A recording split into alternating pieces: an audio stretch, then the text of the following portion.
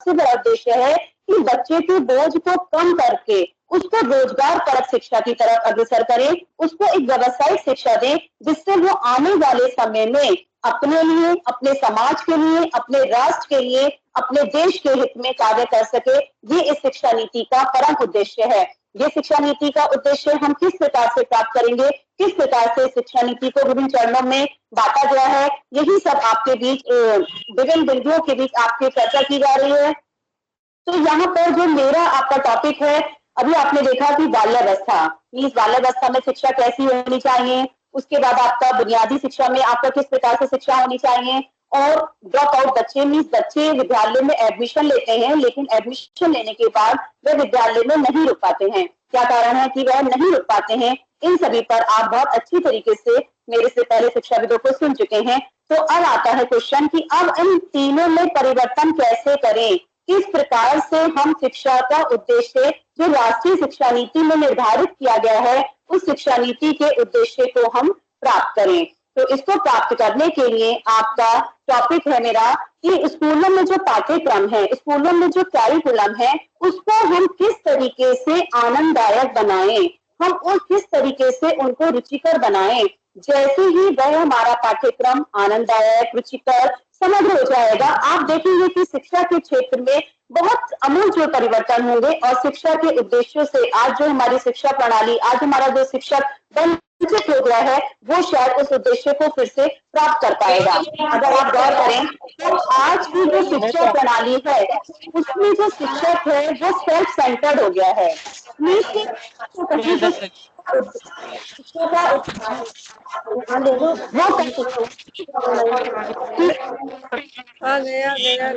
आप अपने माइक बंद कर रखिए, आप अपने माइक अनम्यूट ना करें।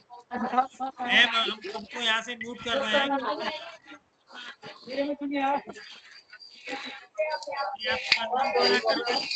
आपको अनम्यूट ना करें।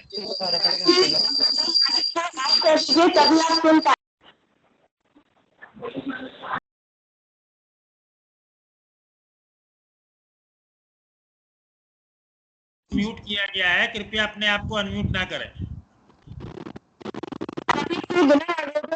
अपने माइक को बार बार म्यूट करेंगे तो आप शायद समझ नहीं पाएंगे कि हमारी शिक्षा नीति है, हम किस पॉइंट पर यहाँ पर चर्चा करेंगे। तो सभी से करगत निवेदन है कि प्लीज अपने माइक को अनम्यूट नहीं कीजिए। तो यहाँ पर सबसे पहले हमें पाठ्यक्रम पर एक दृष्टया देखना होगा कि पाठ्यक्रम में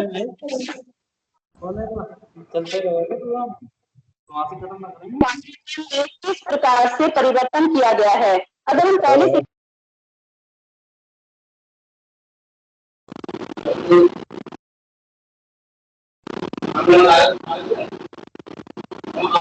बबीता मैम, आप अपना माइक अनम्यूट कर लीजिए। जी जी सर। तो अगर हम बात करें पहले की शिक्षा नीति की, तो पहले का जो आपका, सर आवाज आ रही है ना? आ रही है। जी जी।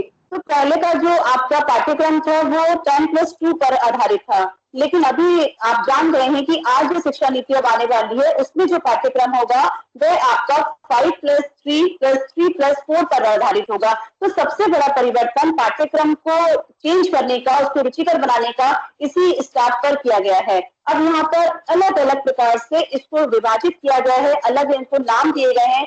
जैसे सबसे पहले आपका 5 आपका फाउंडेशन स्टेज है, मीन्स जहाँ बच्चे की नींव रखी जाएगी, और नींव रखने के लिए उसे आंगनबाड़ी सेंटर और प्लस आपका प्री स्कूलिंग, ये जो आपका कक्षा 1 और 2 है उसको फाउंडेशन स्टेज में इंक्लूड किया गया है। और यहाँ बच्चा 3 से 8 वर्ष की अवस्था में इस फाउंडेशन स्टेज में रहेगा और यहाँ पर वह फाउंडेशन उसका किया जाएगा, आंगनबाड़ी के द्वारा उसे पाला पोसा जाएगा, उसका पोषण किया जाएगा उचित वातावरण देके।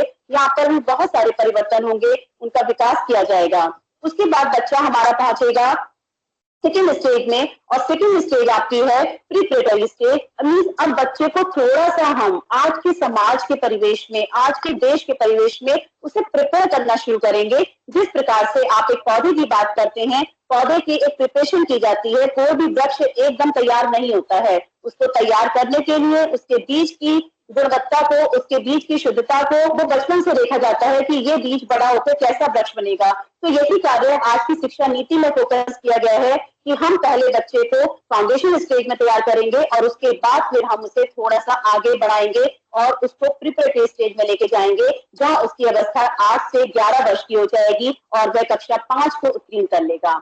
यहाँ पर एक और ध्यान देने योग्य बात है कि कक्षा 5 तक की जो भी शिक्षा है वह उसको मातृभाषा, स्थानीय भाषा और क्षेत्रीय भाषा में दी जाएगी। तो आप देख रहे हैं कि हम अपनी संस्कृति पे लौट रहे हैं। आज हमारी जो सभ्यता और संस्कृति धूमिल होती जा रही है, संस्कृति का बच्चों को पता ही नहीं, सभ्यता का पता ही नहीं। आपके दिन प्रतिदिन अनैतिक कार्य बढ़ते जा रहे हैं, अत्याचार बढ़ते जा रहे हैं। क्यों? क्योंकि बच्चे अपनी संस्कृति को भूलते जा रहे हैं। तो यहाँ पर जब हम उनको उनकी क्षेत्रीय भाषा में, उनकी मातृभाषा में, उस भाषा में जिस भाषा में बच्चा अपने परिवेश में है, उस भाषा में जिस भाषा में बच्चा अपने परिवार में है, उसी भाषा को विद्यालय में 5वें स्तर तक स्थापित किया जाएगा और उसके द्वारा बच्चा बहुत अधिक कुशलता से सीख पाएगा।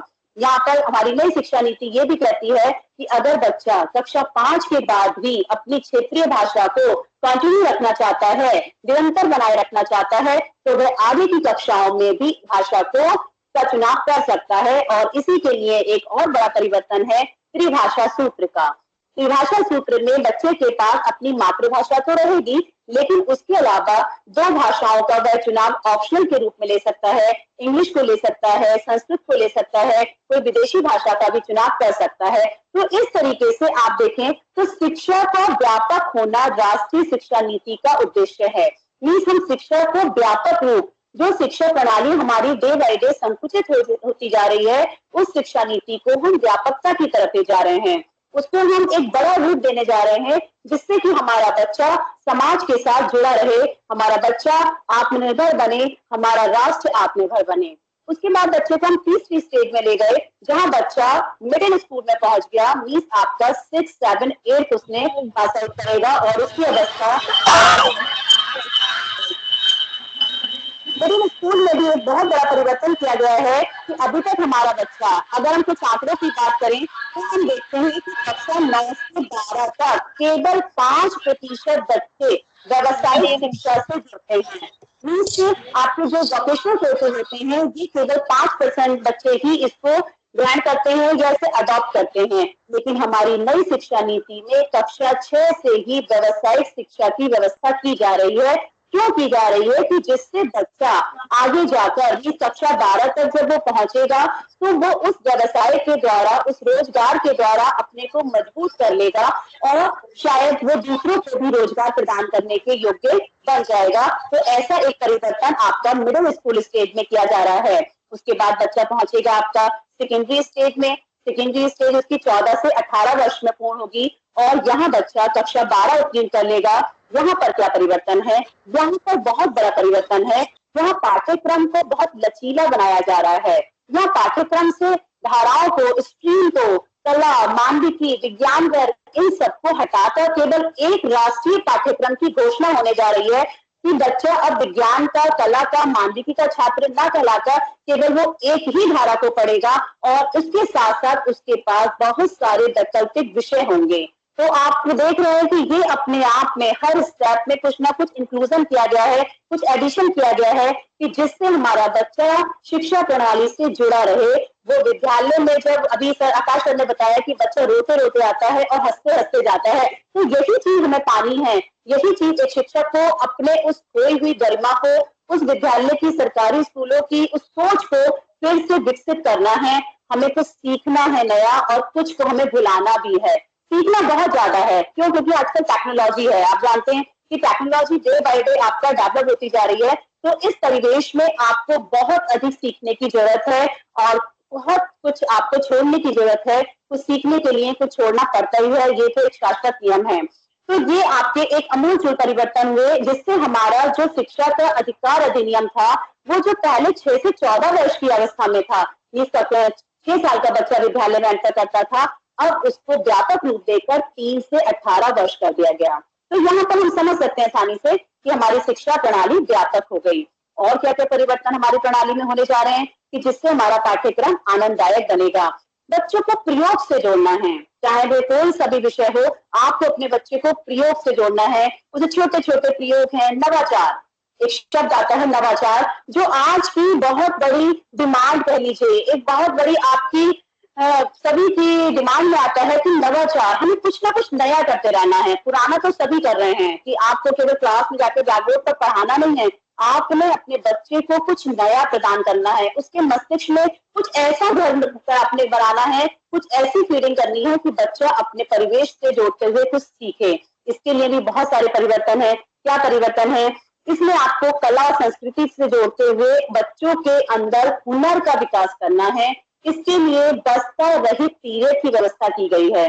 विद्यालयों में आने वाली शिक्षा नीति कहती है कि हम बस्ता रहित पीरियड रखेंगे। क्यों? क्योंकि उन पीरियड्स में बाहर से विशेषज्ञों को बुलाया जाएगा। 10-10 दिन के, 15-15 दिन के कोर्सेज बच्चों को सिखाए जाएंगे, बढ़ईगिरी उन्हें सिखाई जाएगी, हथकरघा का काम सिखाया जाएगा, पुस्तक कला सिखाई जाएगी, रंगोली बनाना सिखाई जाएगी। डिफरेंट ये जो आपके अदर कोर्सेज हैं, इनके लिए विशेषज्ञों को अलग बुलाकर बस्ता रहित पीरियड में उसकी शिक्षा दी जाएगी।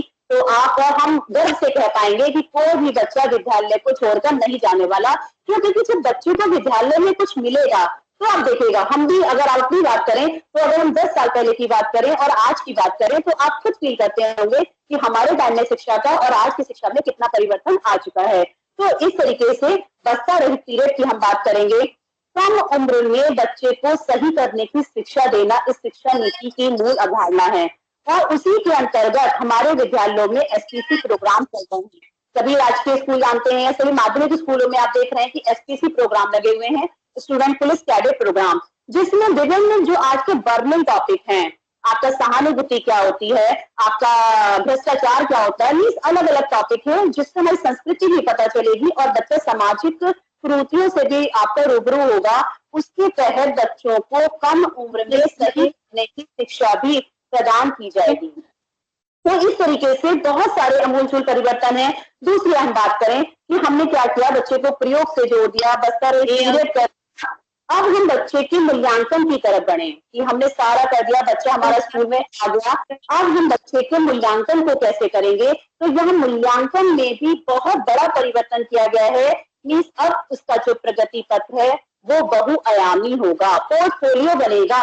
बच्चा अपने को भी एनालाइज करेगा, उसके अभिभावक भी एनालाइज करेंगे, उसके दोस्त भी उसे एनालाइज करेंगे, उसका परिवेश भी। मीन्स उसमें केवल आपका बच्चों के अंक नहीं होंगे, उसमें बच्चों का पूरा पोर्टफोलियो होगा। बच्चा कैसे स्कूल में उसने एक्टिव रहा, कितने दिन एक्टिव रहा, उसने कौन कौन सी एक्टिविटीज में पार्टिसिपेट किया। मीन्स टोटल जैसा कि प्राइवेट सेक्टर के स्कूल में होता है, वहाँ ऑलरेडी ये काम किया जा रहा है। और अब हम राष्ट्रीय पाठ्यक्रम की बात कर रहे हैं तो वही चीज हमारे सरकारी विद्यालयों में अडॉप्ट होने जा रही है और ये हमारी शिक्षा नीति में एक बहुत ही आनंददायी, क्योंकि वातावरण को आनंददायी बनाना ही हमारा उद्देश्य है। तो इस तरीके से प्रगति कार्ड हमारा एक समग्र रूप में बहुआयामी 360 डिग्री पर आधारित हो जाएगा, जिसमें बच्चा अपना सब कुछ एनालाइज कर पाएगा। हमें ध्यान रखना है कि हमें छात्रों की क्षमताओं का आकलन करना है, उनकी याददाश्त का आकलन नहीं करना है। हमें बच्चे को क्रिटिकल थिंकिंग देनी है, उसको एक ऐसा वातावरण प्रदान करना है कि बच्चा खुद सोचने पर मजबूर हो जाए कि ऐसा हाउ एंड व्हाई। साइंटिस्ट वाली यहाँ पे साइंटिफिक अप्रोच लाना है। साइंटिफिक अप्रोच का मतलब आपका ये नहीं कि हमें उसे साइंटिस्ट ही बनाना है या हमें उसे साइंस ही पढ़ानी है। साइंटिफिक अप्रोच कहता है कि बच्चे में हाउ एंड व्हाई व्हेन ऐसा हुआ तो क्यों हुआ, मीन्स उसको क्रिटिकल थिंकिंग की भी सोच का विकास करना इस शिक्षा नीति में अपने आप में एक बहुत ही महत्वपूर्ण परिवर्तन होगा। तो इस तरीके से अगर हम बात करें कि हमारी शिक्षा नीति क्या कहती है, तो हमारी शिक्षा नीति कहती है कि हमें लर्न टू रीड फोकस करना है। लर्न टू रीड पर फोकस जब हम करेंगे तो हम रीड टू लर्न के उद्देश्य को, उस एम को हम आसानी से प्राप्त कर पाएंगे। तो इस वेबिनार के माध्यम से मेरा सभी से एक अनुरोध यही रहेगा कि हम इसमें जो भी पॉइंट्स को सीख रहे हैं, क्योंकि हमें बहुत कुछ अभी बताया कि सीखना है, तो मेरी तरफ से यही रहेगा कि आप सभी इसके प्रमुख बिंदुओं को आत्मसात करें और अपने अंदर, क्योंकि आने वाली शिक्षा नीति विद्यार्थी केंद्रित है, हमें पूरे तरीके से विद्यार्थी के अनुसार बदलना होगा। तो हम इसको आत्मसात करते हुए इसका अभिवादन करें, इसका स्वागत करें और अपने अंदर अधिक से अधिक परिवर्तन लाने का प्रयास करें। इन्हीं शब्दों के साथ मैं अपनी वाणी को विराम देना चाहूंगी। जय हिंद, जय Bharat. Thank you ma'am. Thanks. क्या प्रधानाचार्य जी हमारे साथ जुड़ पाए हैं?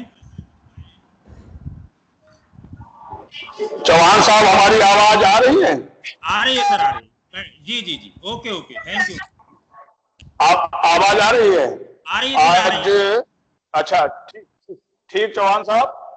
देखिए, आज की हमारी कार्यशाला में जो प्रतिभागीगण उपस्थित हैं, उन्होंने बड़ी ही गंभीरता के साथ प्रतिभाग किया है और जो हमारे व्याख्याताओं के द्वारा प्रकाश डाला गया नई शिक्षा नीति के संबंधित विषय वस्तु पर, उसको बड़े ध्यान से सुना है। लेकिन हम सभी लोगों को अवगत कराना चाहेंगे कि हमारी नई राष्ट्रीय शिक्षा नीति, इसको ऐसे ही चलते फिरते नहीं समझा जा सकता। इसको हमें बार बार पढ़ने की आवश्यकता होगी। एक बार दो बार पढ़ने में समझ में नहीं आएगी।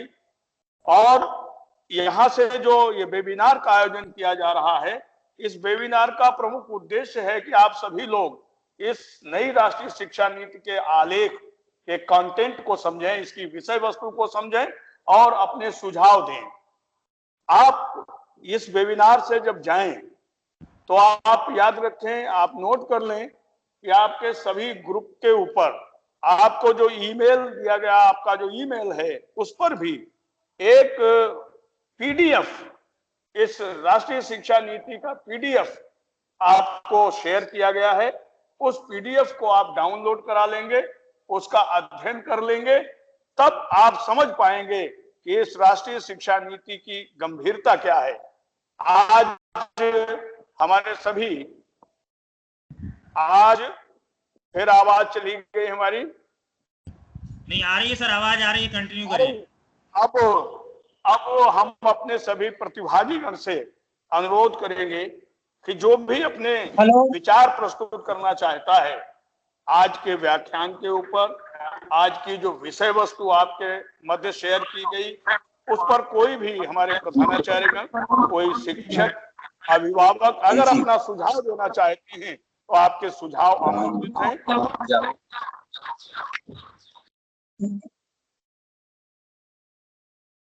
तो है सब सुझाव देना चाहते हैं। हाँ, कोई प्रयास कर रहा है बोलने के लिए, शायद टेक्निकल प्रॉब्लम की वजह से आवाज नहीं आ रही।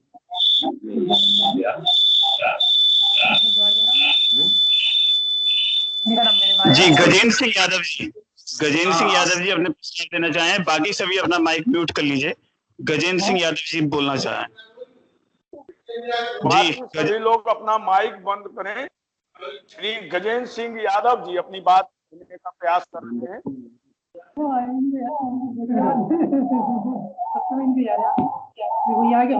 आपकी आवाज नहीं आ रही है। कोई अन्य प्रतिभागीगण अपनी बात कहना चाहें तो स्वागत है। ज्ञानेंद्र सिंह यादव बोल रहा था।